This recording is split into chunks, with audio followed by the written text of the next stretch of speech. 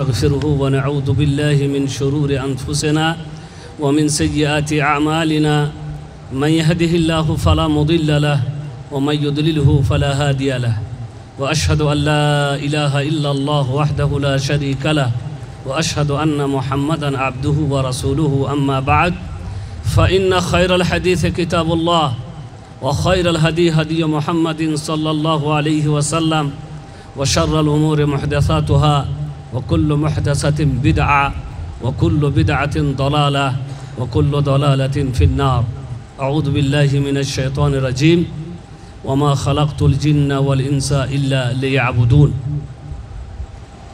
উপস্থিত উলামায়ে কেরাম এবং সুধী মণ্ডলী, আমি যে বিষয় নিয়ে আপনাদের সামনে কিছু কথা বলতে যাচ্ছি তা আপনারা শুনলেন। শেখই আমাকে এই বিষয় দিয়েছিলেন, তৌহিদের গুরুত্ব এবং শিরকের ভয়াবহতা। তৌহিদ জিনিসটা কি?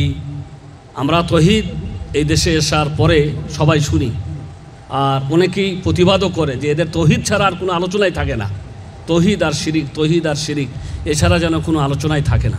কিন্তু আসলে যতই আলোচনা আপনি শুনেন বা আমরা শুনি, যা কিছুই আমরা করি, যদি তৌহিদ না থাকে তাহলে কোনোটাই আমাদের কোনো কাজে আসবে না।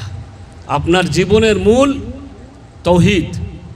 তাই আল্লাহর রাসূল সাল্লাল্লাহু আলাইহি ওয়াসাল্লাম যখন বললেন ইসলামের বুনিয়াদ বা ইসলামের স্তম্ভ রাখা হয়েছে 5টি খুঁটির ওপরে। ইসলামের খুঁটি কটি? সবাই আরকানুল ইসলাম কটি? 5টি। আমি আরকান ইসলাম বলছি না, কিন্তু আল্লাহর রাসূল সাল্লাল্লাহু আলাইহি ওয়াসাল্লাম যখন আরকানে ইসলাম গণনা করলেন, প্রথমে কি বললেন? তৌহিদ, শাহাদাতু আল্লা ইলাহা ইল্লাল্লাহ ওয়া আন্না মুহাম্মাদার রাসূলুল্লাহ। কেন নামাজ বেশি গুরুত্বপূর্ণ না? নামাজ এত গুরুত্বপূর্ণ যে কিয়ামতে যখন মানুষকে আল্লাহ তাআলা প্রশ্ন করবেন, সবার আগে কি জিজ্ঞাসা করবেন? আউয়ালু মা ইউসালু বিহিল আবদু ইয়াউমাল কিয়ামাতি আন সালাতিহি ফাইন সালাহাত সালাহা সাইরু আমালি ওয়া ইন ফাসাদাত সাইরু আমালি। সর্বপ্রথম বান্দাকে কিয়ামতের মাঠে আল্লাহ জিজ্ঞাসা করবেন নামাজ সম্পর্কে। যদি নামাজ ঠিকঠাক থাকে তাহলে আলহামদুলিল্লাহ বেড়া পার হয়ে যাবে। অন্যান্য কোনো জায়গাতে কোনো কিছু সমস্যা থাকলে আল্লাহ পার করে দিবেন। কি ঠিক আছে? কি ঠিক আছে সেটা? আসলে যদি তৌহিদ না থাকে আর নামাজ পড়া থাকে, কিছু ঠিক হবে? কোনোটাই ঠিক হবে না। তাই অন্যান্য জিনিসগুলি তৌহিদের বাদে, তৌহিদ আছে কোনো জায়গায় কোনো ত্রুটি খাঁটি কিছু হয়ে আছে, আল্লাহ তাআলা আপনাকে ক্ষমা করে দিবেন, আপনাকে মাফ করে দিবেন। আর নামাজ যদি না থাকে, নামাজ নেই, যেমন আমাদের অনেকে আছে মাশাআল্লাহ শখ করে উমরা অনেক যায়, উমরার জন্য চরম মানে আশাবাদী বা অনেক আগ্রহী উমরা যেতে চায়। কিন্তু দুঃখের বিষয় কি জানেন? উমরা গিয়ে কোনো রকম তওয়াফ আর সাই চক্কর মেরেই জিদ্দায় চলে গেছে। কেন? ও মামা আছে ওখানে নিয়ে পুরো সময়টা ঠিক ওই সময় আবার মক্কায় ফিরে আসে, যে সময় বাসের ড্রাইভার বলেছিল যে এই সময় বাস ছাড়বে। কোথায় কাটিয়ে এলো? জেদ্দায়। কেন? ও তো আসলে উমরা করতে যায়নি, এই বাহানাতে গেছে ঘুরে আসা হবে, ভাই ভাতিজা যারা আছে তাদের সাথে দেখা করা হবে। একবার নামাজ পড়লে কত সওয়াব পাওয়া যায়। এত বড় একটা জিনিসকে আপনি কি করলেন? ছেড়ে দিলেন। তো মোট কথা হচ্ছে উমরা করা, হজ করা, সাদকা করা, খায়রাত অনেক কিছু করি, ভালো কাজ, এগুলো সব ভালো কাজ, সব কাজে আসবে যদি আপনার তৌহিদ ঠিক থাকে। আর তারপরে আপনার থাকতে হবে নামাজ। উমরা সম্পর্কে আল্লাহ প্রথমে জিজ্ঞাসা করবেন না, হজ সম্পর্কে আল্লাহ আপনাকে প্রথমে জিজ্ঞাসা করবেন না, আপনার অন্যান্য যত আমল আছে এর সম্পর্কে আল্লাহ প্রথমে আপনাকে জিজ্ঞাসা করবেন না।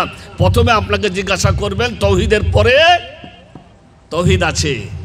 কারণ ইসলামের প্রথম খুঁটি হচ্ছে শাহাদাতু আল লা ইলাহা ইল্লাল্লাহ। নামাজ বলেননি আল্লাহ রাসূল সাল্লাল্লাহু আলাইহি ওয়াসাল্লাম, মানে নামাজ পড়ে দেখা যায় হঠাৎ করে আবার নামাজ নেয়। কি ব্যাপার? মানে আমার নিজের বাস্তব দেখা কথা বলছি। হঠাৎ করে গ্রামে গিয়ে এমন কিছু ছেলেকে দেখলাম, দাড়িও ছেড়ে দিয়েছে, আবার নামাজ পড়ছে। অবাক ব্যাপার, কি ব্যাপার, ঘটলো কি? বলে চিল্লা দিয়ে এসছে। কি করতে গেছিল?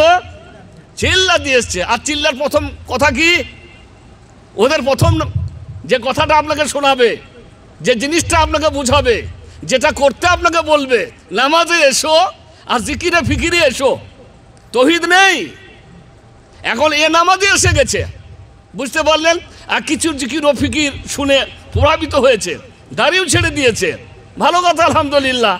তারপরের সফরে কি দেখি, আলহামদুলিল্লাহ, দাড়ি একদম ক্লিন শেট হয়ে গেছে আর নামাজেও তারা নেই। এরকম ঘটলো কেন? তৌহিদ নাই, ভিত্তিই রাখা হয়নি।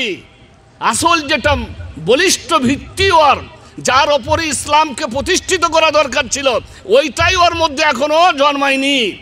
তৌহিদই ও জানে না, তো নামাজ জেনে কি হবে? অতএব কিছুদিনের আকর্ষণ ছিল, সেই মোহ কেটে গেছে, আকর্ষণ কেটে গেছে, আবার ফিরে গেছে কোথায়? ইলা আসলিহি, তার আসলের দিকে আর কি। তো ওই জন্য মুহাম্মদুর রাসূলুল্লাহ সাল্লাল্লাহু আলাইহি ওয়াসাল্লাম প্রথম বললেন শাহাদাতু আল্লাহ ইলাহা ইল্লাল্লাহ।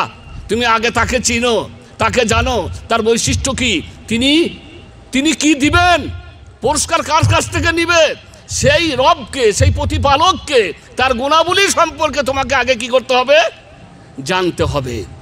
তাই প্রথম ইসলামের খুঁটি, ইসলামের রুকুনের প্রথম রুকুন হচ্ছে শাহাদাতু আল্লাহ ইলাহা ইল্লাল্লাহ। এই তৌহিদই সেই উদ্দেশ্য, যে উদ্দেশ্যে মহান আল্লাহ রাব্বুল আলামিন মানুষ আর জিনকে সৃষ্টি করেছেন। এই তৌহিদই হচ্ছে সেই উদ্দেশ্য, যে উদ্দেশ্যে মহান আল্লাহ রাব্বুল আলামিন সৃষ্টি করেছেন মানুষ এবং জিনকে। কি উদ্দেশ্য সেটা? কি উদ্দেশ্যে আল্লাহ মানুষ আর জিনকে সৃষ্টি করেছেন? ওয়ামা খালাকতুল জিন্না ওয়াল ইনসা ইল্লা লিয়াবুদুন ইল্লা লিওয়াহিদুন। আমি মানুষ আর জিনকে সৃষ্টি করেছি কেবলমাত্র আমার ইবাদত করার জন্য। ইবাদত করার জন্য শুধু না, কেবলমাত্র আমারই ইবাদত করার জন্য। অন্য ভাষাতে বলা হয়েছে তাফসিরে লিওয়াহিদুন, যাতে করে তারা আমার একত্ববাদকে স্বীকার করে এবং ইবাদতে আমাকে একক মাবুদ হিসাবে মেনে নেয়, আমার ইবাদতে যেন কোনো শরীক না করে। এই হচ্ছে মহান আল্লাহ রাব্বুল আলামিনের উদ্দেশ্য, যে উদ্দেশ্যে আল্লাহ তাআলা মানুষ আর জিনকে কি করেছেন? সৃষ্টি করেছেন, যাতে করে আমরা তাওহীদকে আমাদের জীবনে বাস্তবায়িত করি। আল্লাহর একত্ববাদকে, তিনি রব, তিনি মালিক, তিনি উপাস্য, তার গুণাবলী, তাওহীদের যত আকসাম আছে ওগুলি বলতে যাচ্ছি না, এগুলি পাঠ্যনীয় বিষয়, এগুলি বলতে যাচ্ছি না। শুধু এতটুকুই যে আমাদেরকে জানতে হবে যে আল্লাহই একমাত্র উপাস্য, আল্লাহ একমাত্র রব, এবং আল্লাহ যত গুণাবলী আছে এই গুণাবলীতে কোনো সৃষ্টি শরীক হতে পারে না।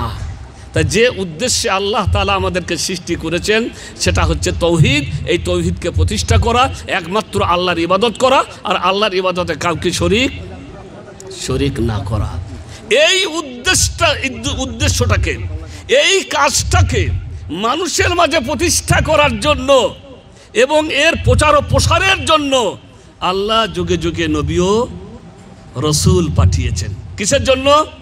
তৌহিদকে বাস্তবায়িত এবং মানুষের কাছে তার প্রচার প্রসার, মানুষের কাছে তৌহিদের কথা তুলে ধরা, মানুষকে তৌহিদের প্রতি ডাক দেওয়া, তৌহিদের প্রতি আহ্বান করা, এই ছিল প্রত্যেক নবী ও রসুলের প্রধান ও মেন কাজ।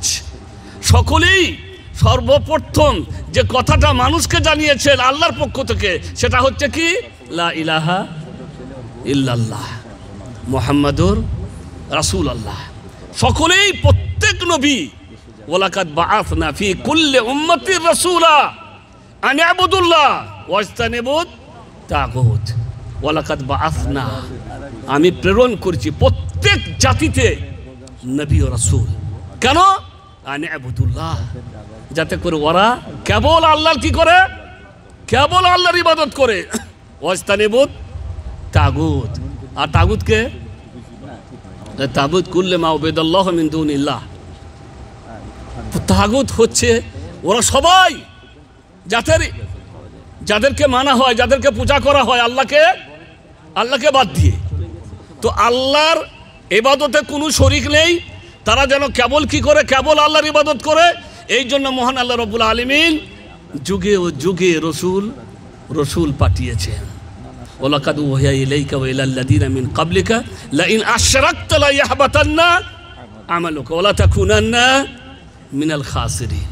তাওহীদ যদি না থাকে, নামাজের সাথে শিরিক করে নিয়েছো, আমল অনেক করে নিয়েছো, এই আমল সব কি হয়ে যাবে, সব বরবাদ হয়ে যাবে।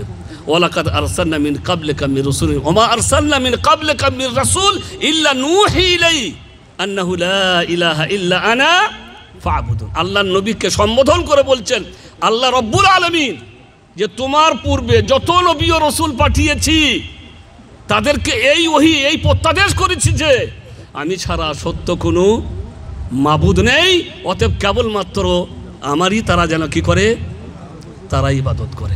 কত নবী ও রাসূল এসেছিলেন? আল্লাহর তাআলা কত নবী ও রাসূল পাঠিয়েছিলেন?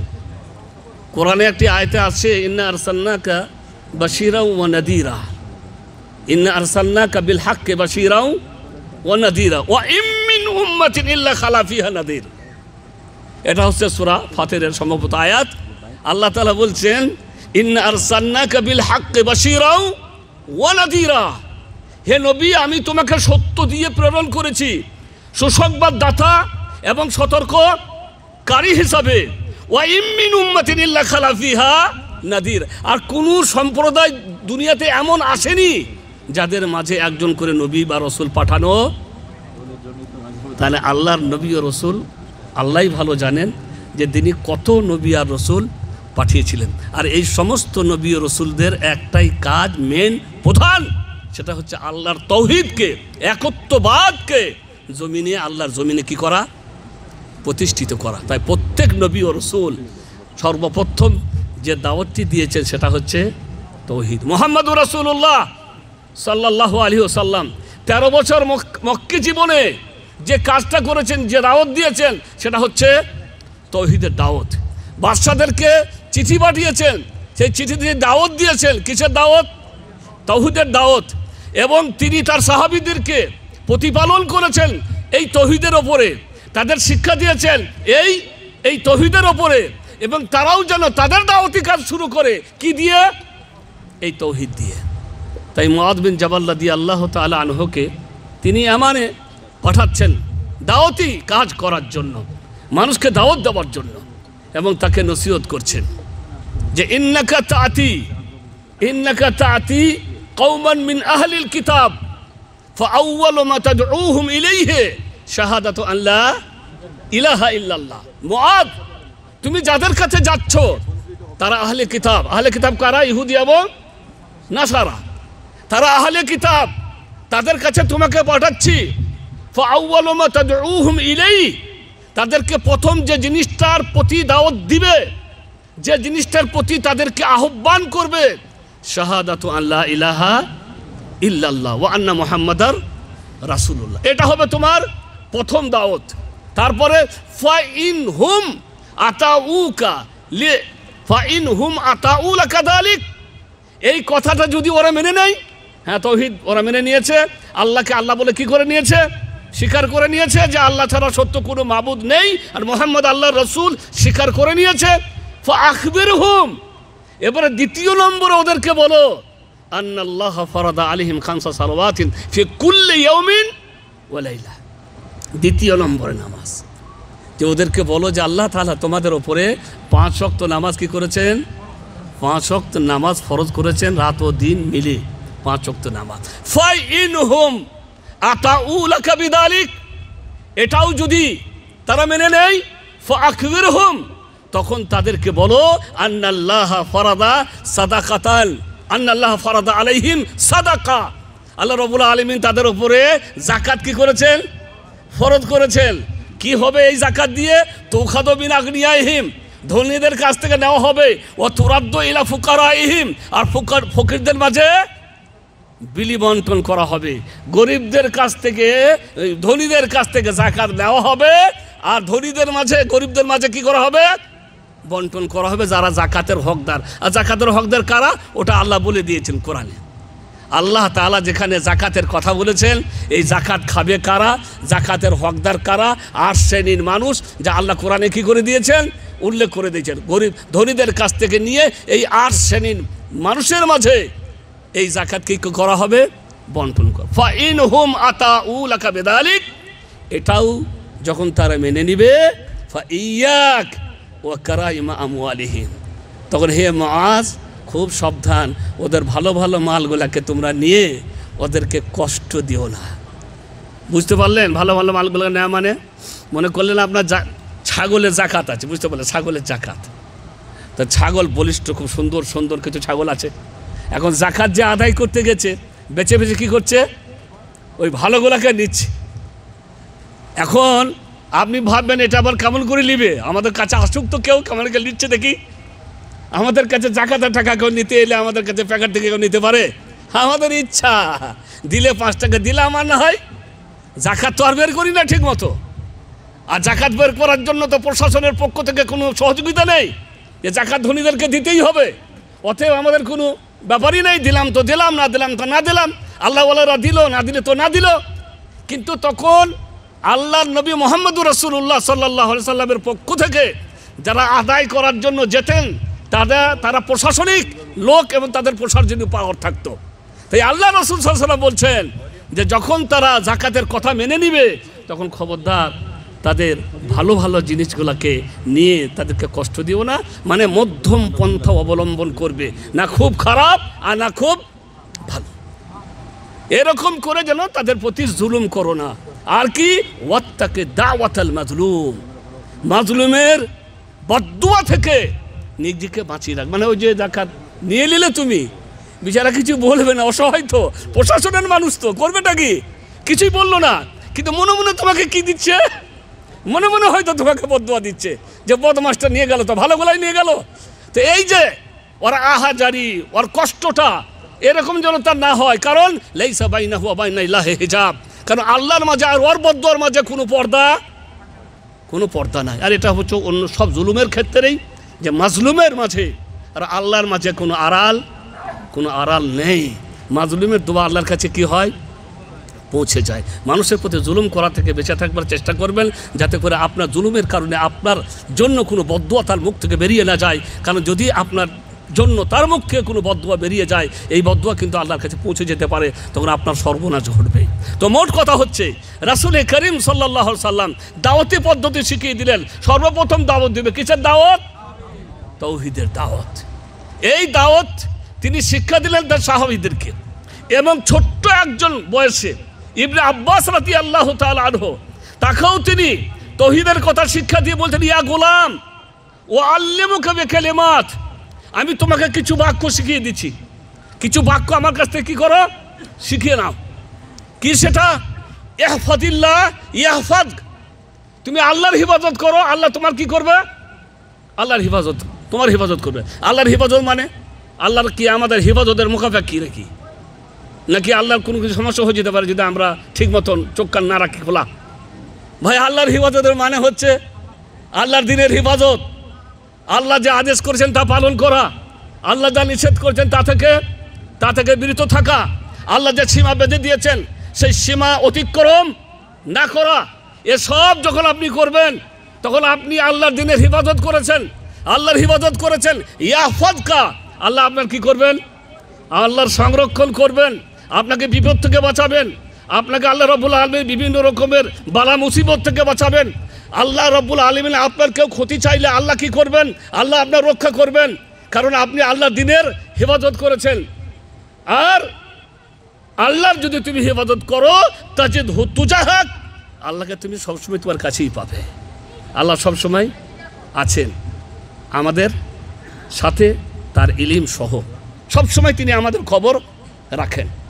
আল্লাহর ইলিম, আল্লাহর খোঁজ খবর, আল্লাহর সংরক্ষণশীলতা সবসময় আমাদের সাথে, তার কাছে কোনো কিছুই গোপন নয়। তারপরে বলছেন, এবার আছে তাওহীদের কথা।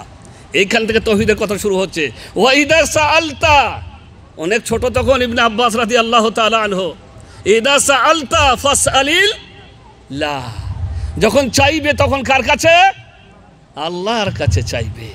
ইদা সাআলতা ফাসআলিল্লাহ ওয়া ইদা ইসতাআনতা ফাসতাইন বিল্লাহ, আর যখন সাহায্য প্রার্থনা করবে তখন কার কাছে?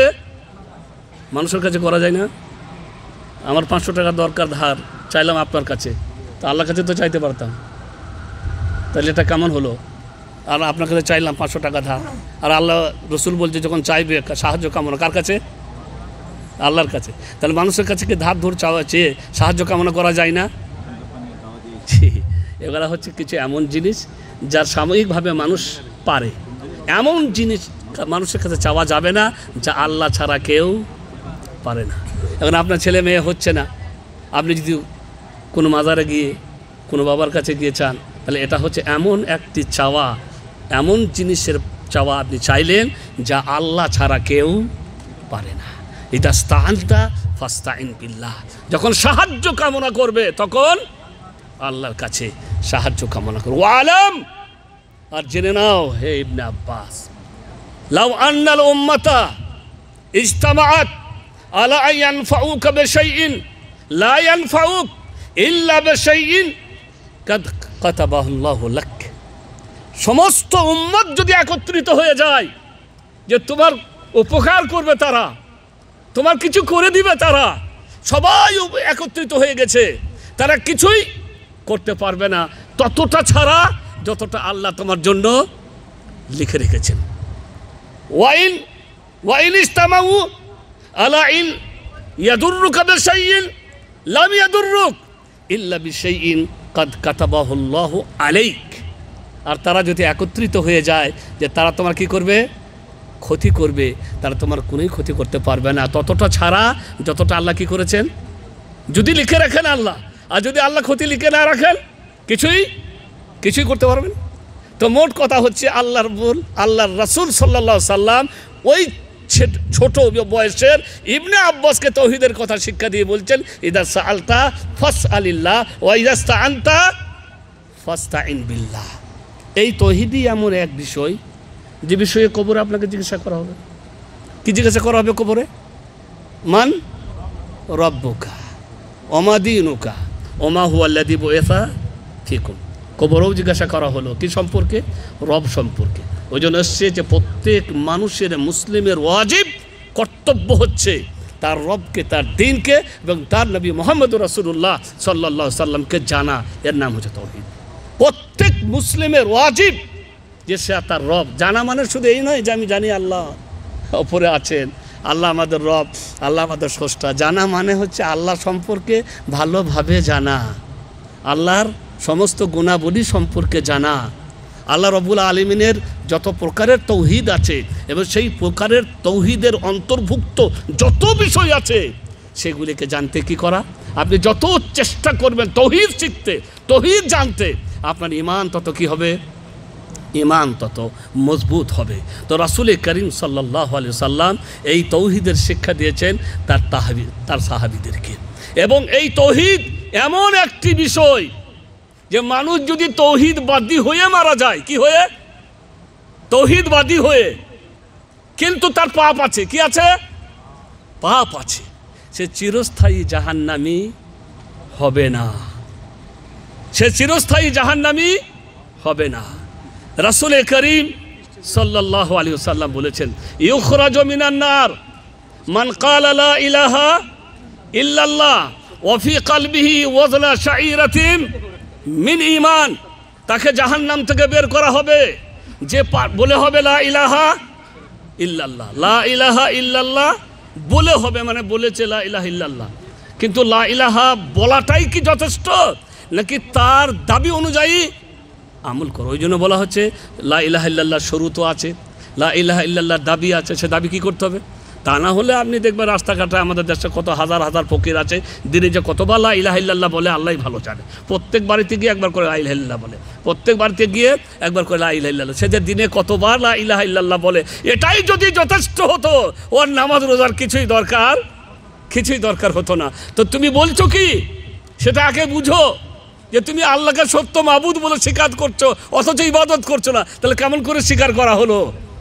তাই আল্লাহর রসুলের বলার উদ্দেশ্য যে লা ইলাহা ইল্লাল্লাহ বলেছে এবং তার দাবি অনুযায়ী আমল করেছে, তাকে জাহান্নাম থেকে কি করা হবে? বের করা হবে, যদিও তার অন্তর থাকে জও পরিমাণ ঈমান। একটা জবের দানা কতটা ওজন হবে? ছোট্ট জবের দানা। এরকম ব্যক্তি তাকে জাহান্নাম থেকে বের করা হবে। কেন? সে অন্য পাপের কারণে জাহান্নামে গেছিল, কিন্তু তৌহিদবাদী ছিল, শিরক বিদআত ছিল না, তার সাথে শিরক বিদআত ছিল না। তার জন্য কি করা হলো? ওকে জাহান্নাম থেকে বের। ওয়ায়ুখরাজু মিনান নার মান ক্বালা লা ইলাহা ইল্লাল্লাহ ওয়া ফি কলবিহি ওয়াদনা বুররাতিন মিন ঈমান। তাকেও জাহান্নাম থেকে বের করা হবে যার অন্তরে গম পরিমাণ কি থাকবে? আর সে লা ইলাহা ইল্লাল্লাহর দাবি অনুযায়ী কি করে হবে? আমল করা হবে, করে হবে।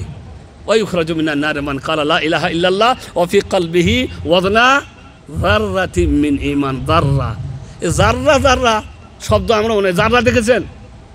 জাররা পরিমাণ যদি ঈমান থাকে, জাররা পরিমাণ যদি ঈমান থাকে, জাররাটা কি? যাকে আমরা বাংলায় বলি অণু পরিমাণ। অণুটা কি? অণু দেখেছেন? জাররা দেখেছেন? আল্লাহ তাআলা কোরআনে বলছেন ওয়া মান ইয়ামাল মিসকালা যাররাতিন খায়রান ইয়ারা ওয়া মান ইয়ামাল মিসকালা যাররাতিন শাররান। এ জাররাটা কি? জাররার ব্যাখ্যা কি করে, জাররা কি করে দেখবো আমরা? জাররা দেখা যায় না। আপনার বাড়ির যদি পশ্চিম দিকে একটু ছিদ্র থাকে, দেখবেন সকালে যখন সূর্য উঠবে তো ওই ছিদ্র দিয়ে সামান্য একটু সূর্যের আলো কিন্তু ঢুকবে। যখন আপনার বাড়িতে সূর্যের আলোটা ঢুকবে, ওই আলোটার মধ্যে দেখবেন কত কি যেন উঠছে, ওইগুলা হচ্ছে জাররা। ধরা যাবে না? আরেকটু আনা, ওই যে সূর্যের লাইটে বা সূর্যের জ্যোতির সাথে ওই যে সব ঘুরছে, অনেক কিছু কিন্তু দেখা যাবে, ছোট কুচু কুচু কুচু কুচু কি যেন উঠছে, ওগুলাকে বলা হয় জাররা। তা জাররা পরিমাণ ঈমান মানে তৌহিদ ছিল, অন্য কারণে জাহান্নামে গেছিল, তাকেও আল্লাহ রাব্বুল আলামিন জান্নাত থেকে জাহান্নাম থেকে কী করবেন? বের করবেন। অতএব তৌহিদবাদীরা একদিন জেল খাটার পরেও জান্নাতে যাবে। তার মানে এরকম মনে করবেন না যাক জেল খেটেও তো একদিন জান্নাতে যেতে পাবো, এরকম কিন্তু মনে করেন না। জাহান্নাম যে কী জিনিস, তা যে কী ভয়াবহতা, তা যে কত কঠিন, যে সে কথা চিন্তা করাই যায় না। বরং সবাই চেষ্টা করবেন যে আল্লাহ রাব্বুল আলামিন যেন প্রথম মারহালাতেই, প্রথমভাবেই যেন আমি জান্নাতে যেতে পারি, তার জন্য আমাদেরকে চেষ্টা করতে হবে। আল্লাহ যেন আমাদের কী করেন?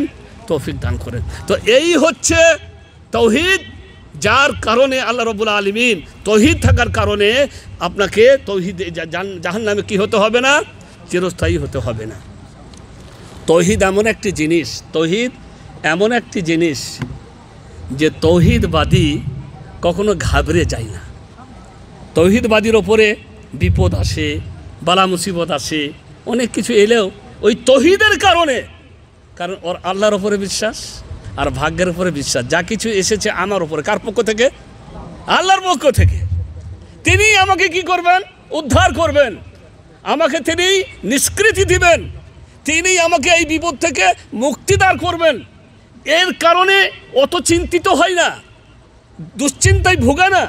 আসলে আমরা অনেক সময় দুশ্চিন্তায় ভুগি, কোনো কিছু কারণে মেয়ের বিয়ে হচ্ছে না, মেয়ে বড় হয়ে গেছে, বা আরও কোনো মায়ের অসুখ সারছে না, অত টাকা খরচা করছি, এই বিভিন্ন কারণে দুশ্চিন্তা করি। কিন্তু দুশ্চিন্তা দূরীকরণের দূর হবার যে মাধ্যম বলেছে মুহাম্মদ রাসূলুল্লাহ সাল্লাল্লাহু আলাইহি ওয়াসাল্লাম, সেটাকে আমরা গ্রহণ করেছি না জানি। দুশ্চিন্তায় পড়লে, পেরেশানিতে পড়লে আল্লাহকে ডাকো, আল্লাহকে বলো। এমন একটি দোয়া বলে দিয়েছেন মুহাম্মদ রাসূলুল্লাহ সাল্লাল্লাহু আলাইহি ওয়াসাল্লাম, ওই দোয়াটা যদি পাঠ করা হয় আল্লাহ তাআলা দুশ্চিন্তায় পতিত ব্যক্তিকে উদ্ধার করবেন এবং তাকে দুশ্চিন্তা থেকে মুক্ত করবেন বলেছেন মুহাম্মদ রাসূলুল্লাহ সাল্লাল্লাহু আলাইহি ওয়াসাল্লাম। দোয়াটা কি? আল্লাহুম্মা ইন্নী আবদুক ইবনু আবদিক ইবনু আমাতিক নাসিয়াতি বিয়াদিক মাদিন ফিয়া হুকমুক আদলুন ফিয়া কাদাউক আসআলুকা বিকুল্লি ইসমিন হুয়া লাক সাম্মাইতা বিহি নাফসাক আও আনজালতাহু ফি কিতাবিক আও আল্লামতাহু আহাদাম মিন খালকিক আন তাজআলাল কুরআনা রাবিআ কলবি ওয়া নূরা সাদরি ওয়া জালাআ হুজনি ওয়া যাহাবা হাম্মি। সব এসে গেলে এর মধ্যে। এখানে বান্দা স্বীকার করে নিয়েছে আর কি, প্রথমে আল্লাহ আমি তোমার বান্দা, আমার বাপও তোমার বান্দা ছিল, আমার মাও তোমার বান্দি।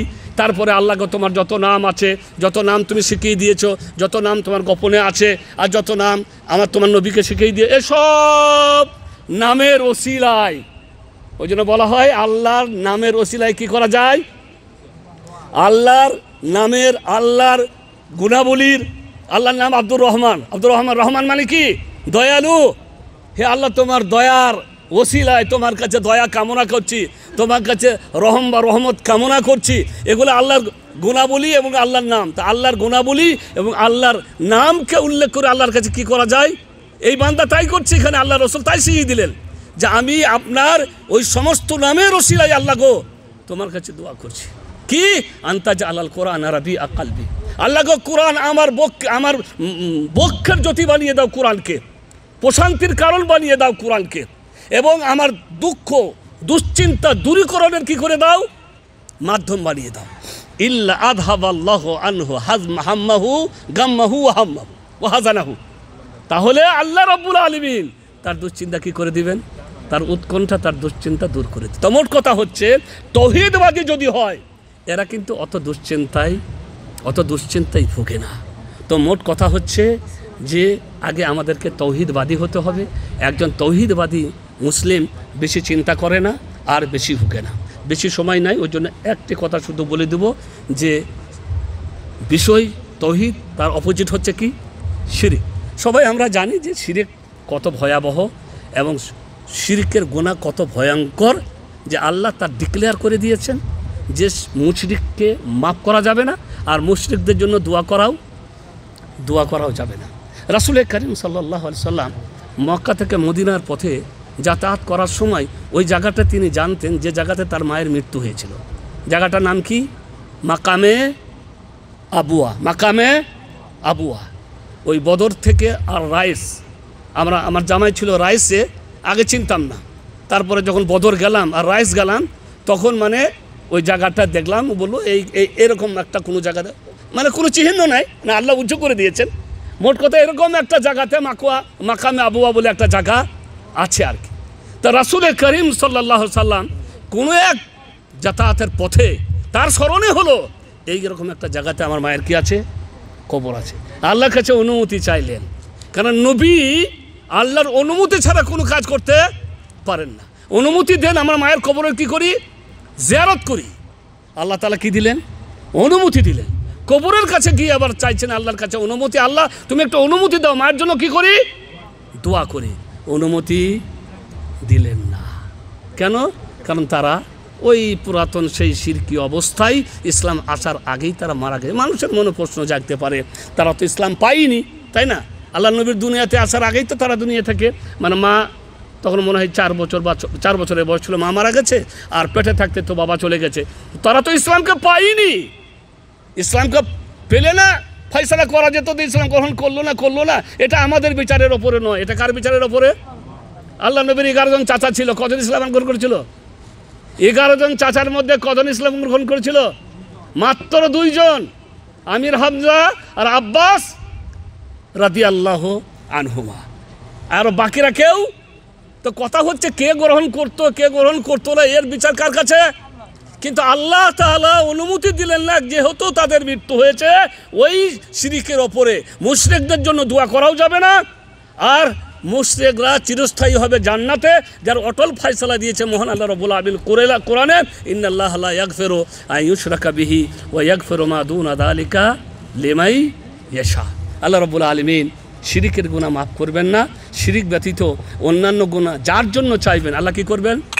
ওরে মুশরিক যদি আমার বাবাও হয়, তার জন্য আপনি কি করতে পারেন না? দোয়া করতে পারবেন না।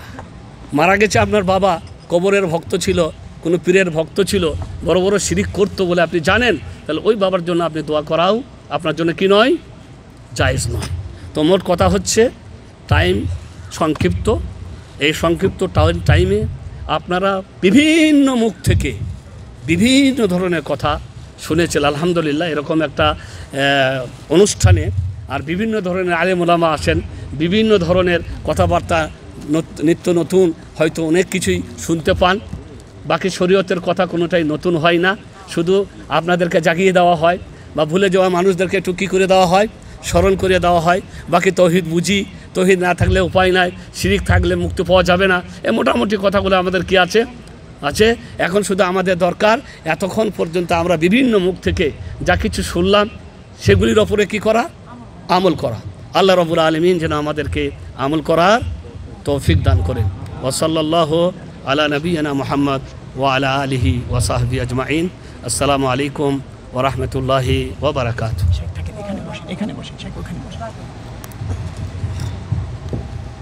জাযাল্লাহু খাইরান জাযা ফজিলাতুশ শেখ হাশিম মাদানী হাফিজাহুল্লাহ ওয়া আকে অত্যন্ত মূল্যবান